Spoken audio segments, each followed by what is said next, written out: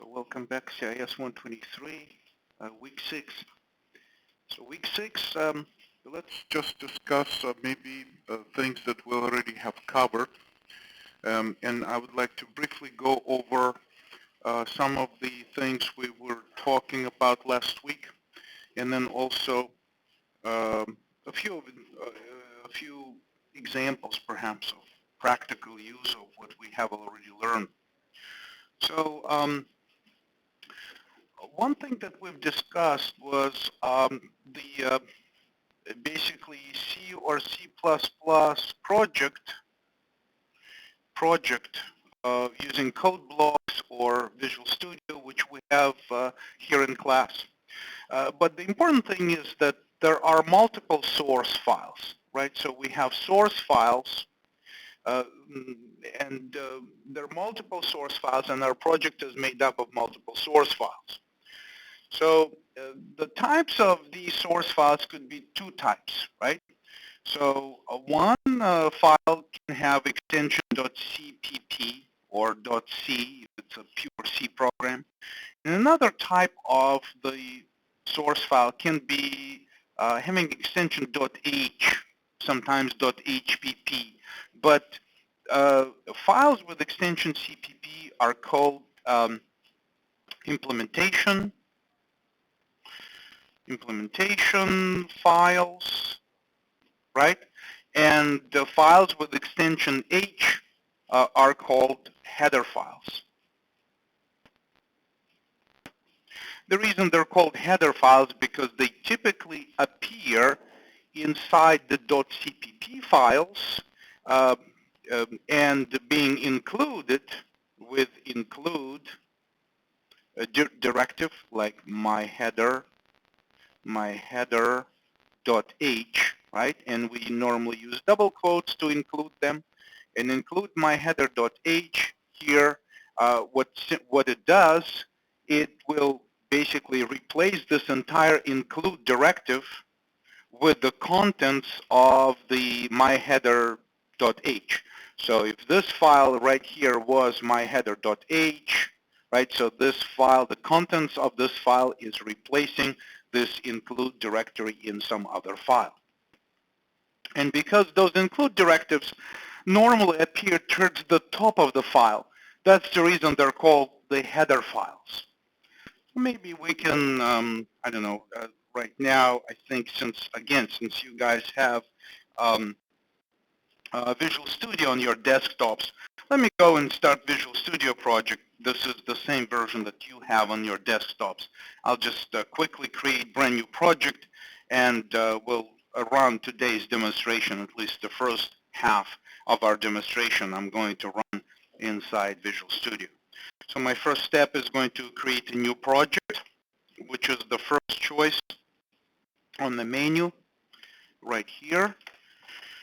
So it brings up some kind of a wizard screen. We choose an empty project in both code blocks and Visual Studio, right? And I will call this week 6, perhaps CIS 123, week 6 demo, and click OK. And that's pretty much all I need to create a new project where I can create new files, as many as I need, and demonstrate what we do.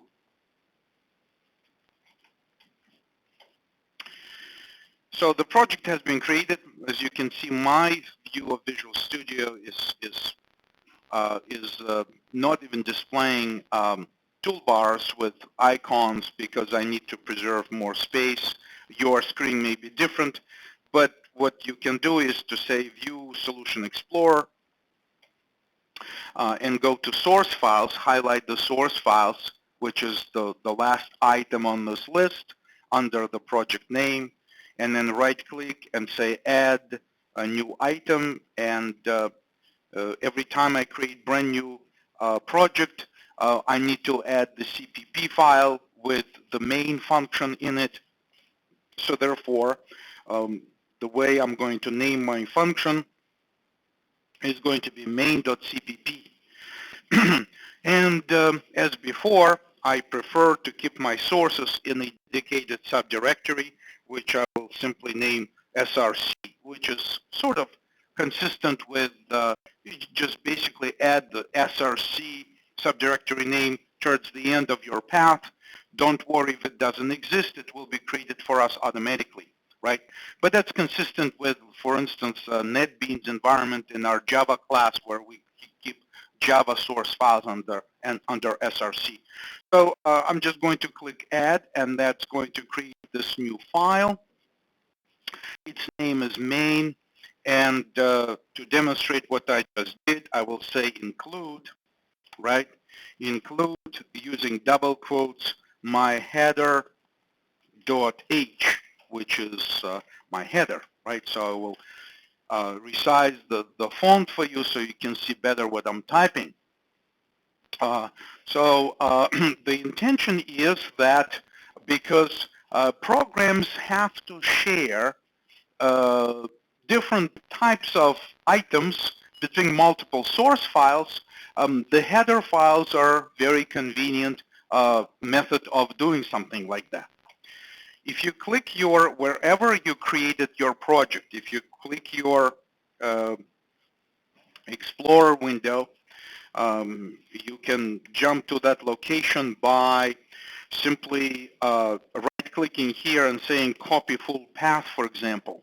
So the main.cpp will tell you where it's located if you copy full path. So if I go to my Windows Explorer here, this is Windows 7 on this machine, right? So I can basically backspace the name of the file, but here's the directory path, right? C Igor Junk CIS 123 week 6 source. If I hit enter, here's my main file. Now, when I use my include directives in someplace in my source file, essentially the usage of double quotes refers to the same directory where the main is located. So if main CPP is located in this directory, then the header file is expected to be located in the same directory. Okay. So for instance, let me demonstrate it this way. I can create new text document. All source files are just text documents, right? So I will name it my header.h, okay? And it's going to ask me where I'm sure, if I'm sure that I want to rename my directory, and I'm saying, yes, I am sure. And this way, this file, an empty file, which I just created as an empty file, will be replacing the contents of this file, will be replacing my header.h in this CPP file. You can, when you go into your main.cpp editor, you can right-click on this line and say Open Document, and it should be able to bring it up, right? So it's an empty file. As always, recall that we mentioned that every time we create a header file, we need to create a header guard for it. I will say, if not defined, my header underscore h included.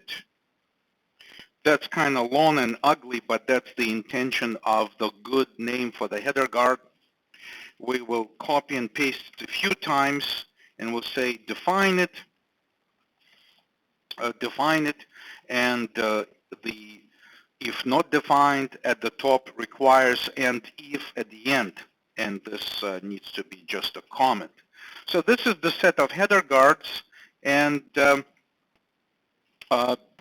between those two lines at the top and the last line at the bottom, this is where the content of the header file is going.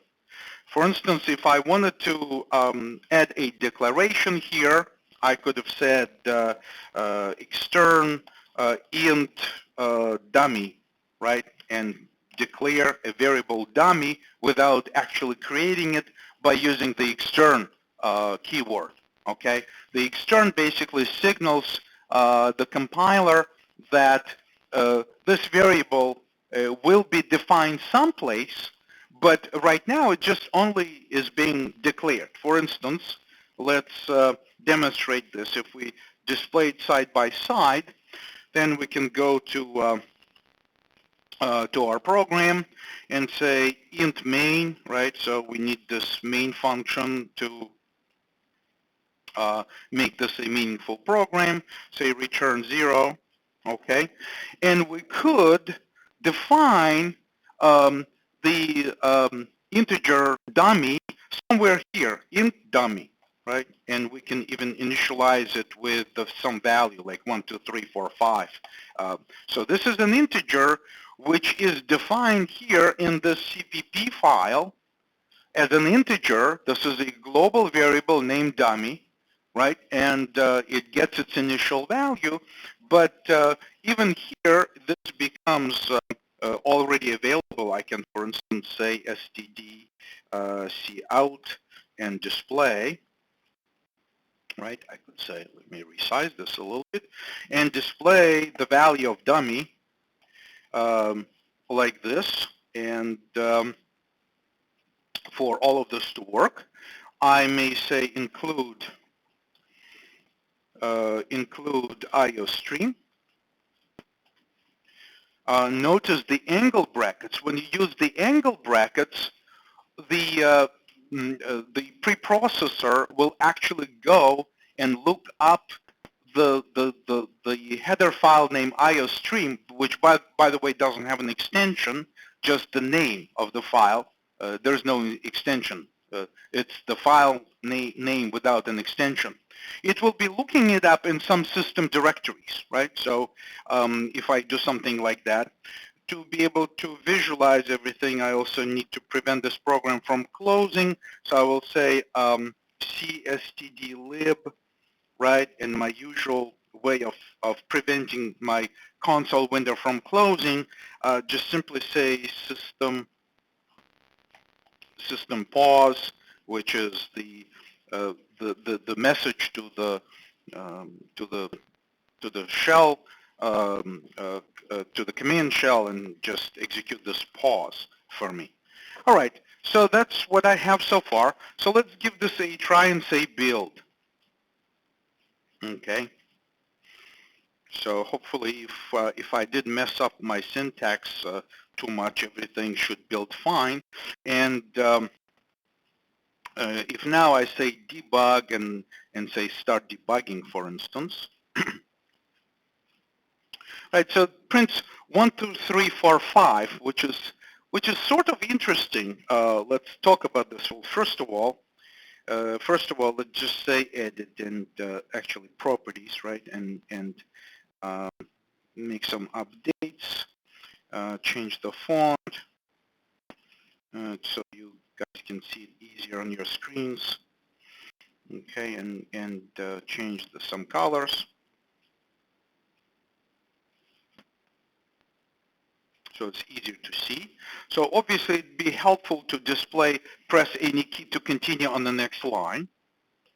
Okay, and this way we can say that let's just display a new line like that, just a string with new line character in it, and run it again. So build it, and you can press Control F5 or F5 to run the program. So here it is on the next line. So let's talk about this. Let's discuss this program and what we have, and just to make some observation about this.